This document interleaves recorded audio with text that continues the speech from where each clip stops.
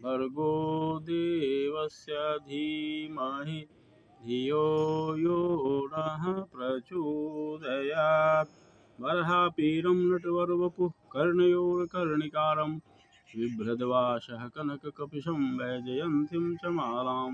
सन्ध्रान् वेणोर्धरसुधया पूरयन् गोपवृन्दैर्वृन्दारण्यं स्वपदरमणं प्राविशत गीतकीर्तिम्। वन्दे राधापदाम्भोजं ब्रह्मादिईश्वरवन्दितं यत् कीर्तिं कीर्तनेनैव पुनाति भुवनत्रयम्। पुनाति भुवनत्रयम्। सभी भागवत प्रेमियों को एक बार पुनः राधे राधे। आइए हम सब पुनः इन आम्र पल्लवों के साए में बैठकर भागवत रस का पान करते हैं। हमारे बहुत से श्रोता इस बात पर ध्यान देते होंगे अभी कि इतने दिनों से भागवत की कथा हो रही है, लेकिन भगवान कृष्ण की चर्चा अभी तक नहीं हुई है। भागवत का मतलब लोग आमतौर पर यही समझते हैं कि भगवान कृष्ण के संबंध में कहानियाँ और रासलीला, यही आम लोगों की धारणा है। और ऐसा ही रासलीला वालों ने भी इस कलयुग में प्रस्तुत किया है, यही मनोभाव प्रकट किया है लोगों के सामने। आम लोग यही समझ रहे हैं। लेकिन भगवान व्यास की ये बड़ी कृपा है कि हम भगवान कृष्ण को तभी समझ सकते हैं जब भगवान के बनाए पूरे सृष्टि पर गौर करें, पूरे सृष्टि के बारे में जानें, तब भगवान का महत्व पता चलेगा। उसके बाद तब भगवान की चर्चा शुरू होगी। ये धरती किसने बनाया, ये संसार कैसे बना, इन बातों को जब हम थोड़ा ध्यान देंगे इन बातों पर, तब हमको बनाने वाले के प्रति श्रद्धा उत्पन्न होगी और उसके बाद कृष्ण कथा का आनंद होगा। यही चीज़ है। भगवान व्यास ने भागवत में बहुत कुछ लिख दिया है। केवल कृष्ण की कथा सीधे सीधे नहीं लिखी है, पूरे सृष्टि का वर्णन किया है। ये संसार कैसे बना, इस संबंध में विस्तार से चर्चा है। तो इन बातों को बिना समझे सीधे सीधे कृष्ण कथा में प्रवेश हो तो आनंद नहीं आता है उसमें। इसलिए अब हम 9वें स्कंद में प्रवेश किए हैं, कर चुके हैं, इसकी चर्चा हो रही है, इसकी कथा चल रही है। और उसके बाद फिर 10वां स्कंद है। 10वें स्कंद में भगवान कृष्ण की विस्तार से चर्चा है। इसलिए थोड़ी देर और, कुछ पल और इंतज़ार कीजिए। कुछ एपिसोड के बाद हम 10वें स्कंद में प्रवेश करेंगे, जो बड़ी मनोहारी कथा है। भगवान कृष्ण के मनोरम लीलाओं से सजाया गया, अलंकृत किया गया यह 10वां स्कंद है। अब हम 9वें स्कंद की समाप्ति की ओर बढ़ रहे हैं। अभी तक हमने देखा कि 1000 वर्षों तक राजा ययाति अपने पुत्र पुरु से जवानी लेकर संसार का भोग भोगे। एक छत्र सम्राट थे अपने जमाने के, सारे पृथ्वी पर उनका शासन चलता था। वैसा शासक आज के दौर में कहीं कोई नहीं है। कोई भी शासक है तो एक छोटे से भूखंड का शासक है, और वह भी एक सफल शासक नहीं है जो जिसके द्वारा शासक की परिभाषा बनाई गई है। खैर, इसकी चर्चा हम करते रहेंगे। तो जब 1000 वर्षों तक राजा ययाति को भोगों से तृप्ति नहीं हुई, तब उनका ध्यान इस ओर गया कि हमने इतना अपना समय गंवा दिया, हमने अभी तक आत्मावलोकन का प्रयास नहीं किया,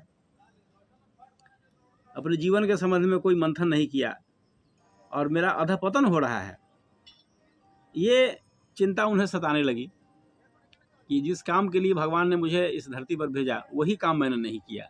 सब कुछ तो कर लिया। तब भोगों से उनका मन उबना शुरू हुआ, और जब देखा उन्होंने कि मेरा अधपतन लगातार हो रहा है, तब उन्होंने अपनी पत्नी देवयानी से एक दिन कहा। क्या कहा? एक बकरे और बकरी की कहानी सुनाई उन्होंने, अपने ही संबंध में, संक्षिप्त में यही कि एक बार एक बकरी कुएं में गिर गई। वो उन्हीं की कहानी है, दूसरे रूप में सुनाया उन्होंने। कुएं में गिर गई तो एक बकरे ने उसे निकाल दिया। उस बकरी को उस बकरे में बड़ा आकर्षण हो गया, उसने अपना पति मान लिया। जब एक दिन उसने देखा कि मेरा बकरा दूसरे बकरियों के साथ प्रेम प्रसंग में लगा हुआ है, तब उसने समझा कि यह बकरा केवल मेरे लिए नहीं है, यह किसी का नहीं है, और बकरे के प्रति उसके मन में विद्वेष का भाव प्रकट हुआ। ये संक्षेप में हम इसकी चर्चा कर रहे हैं।